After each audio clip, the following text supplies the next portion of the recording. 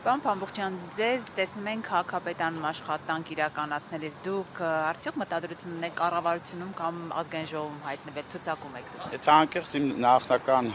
ցանկությունը այն է, որպեսզի ես շարունակեմ իմ տեղում, որտեղ որ աշխատում եմ, բայց ընտրություններից հետո բնականաբար թիմային որոշում կկայացվի, բայց իմ անձնական ցանկությունն է, որպեսզի ես հետ վերադառնամ քաղաքապետարան, հրաժարվեմ մանդատից։ Ինչ չափորոշիչով եք ընտրել 50 ձեր թիմակիցների։ Ընտրել եմ մեր այն թիմակիցների, որոնք որ այս ընթացքում դրսևորել են քաղաքական են եղել, թիմային են եղել եւ սպասարկել են առավել շատ են սպասարկել մեր հանրության շահերը։ Ինչ հույս ունեք ձեր ընտրությունների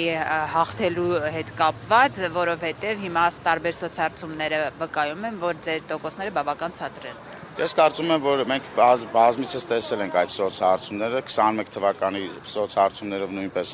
առհասարակ գուցե շեմը չէինք հաղթահարում, բայց մենք 52% հավաքեցինք, այս անգամ մենք 50+-ը միանշանակ ստանալու ենք, դա մեր վստահությունն է, իմ անձնական վստահությունն է, եթե ոչ ավել։ Պարոն Փամբուխչյան, աշխատանքային ժամը ինչու որոշեցիք աշխատանքային ժամին գալ քվեարկության։ Այս ժամին է ազատ, եթե անկեղծ գնում եմ ու հանդիպումները սկսում եմ մինչև երեկո, դրա համար որոշեցի այս ժամին գալ, որ հետո ուշ չմնա ժամը։ Շնորհակալություն։